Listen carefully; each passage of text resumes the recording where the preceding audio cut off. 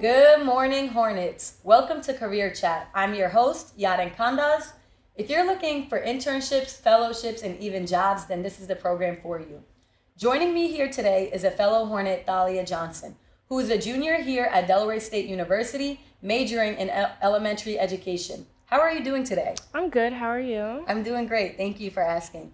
Do you mind telling the audience a little about yourself?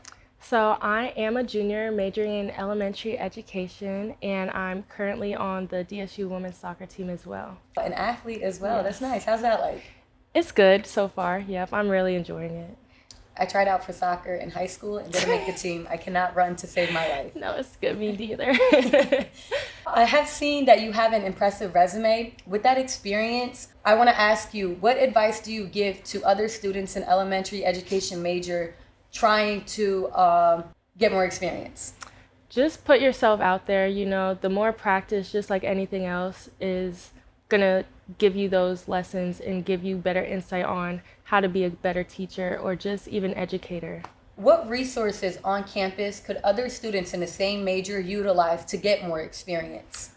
For me, I know just building those connections with your professors because they have all the connects. So just being able to use those resources to expand your resources is just something I feel like most college students don't take for granted. Mm-hmm. And I feel that when you're connected to a club, they also have clubs for your majors.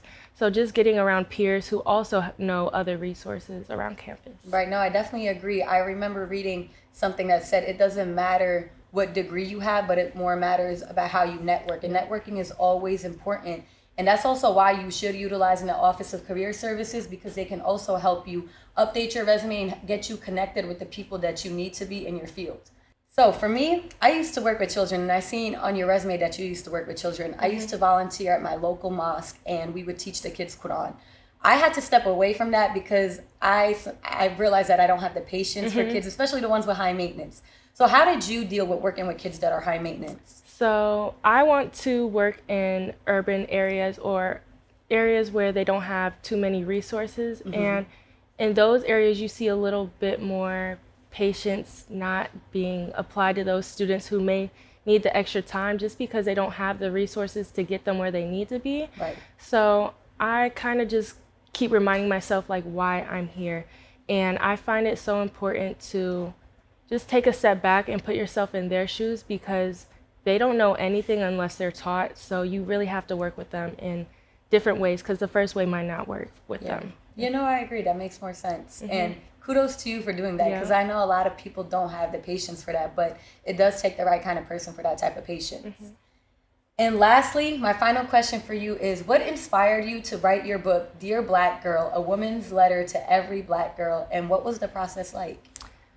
So at first, it was just a regular school project for a grade. I wrote this book my senior year in high school, so this was my second book that I wrote, but first book that I published. And so it was for a competition called Educators Rising, and it's a combination of competitions for educators to compete in all around the country. But at first, I just was like, let me just write a book, and I just wanted to write something that I wish I had growing up.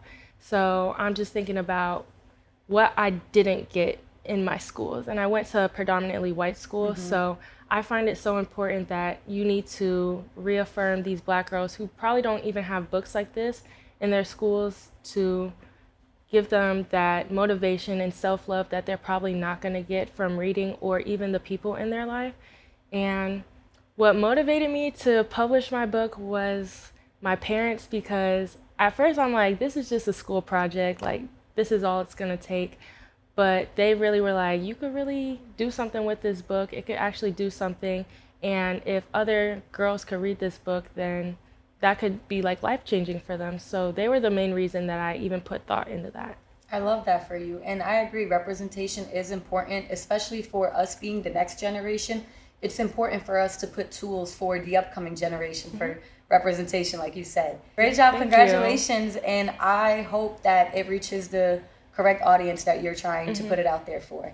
Thank you for joining me today, and thank you for watching Career Chat. Again, I am your host, Yaren Kandas, signing off with DESU-TV.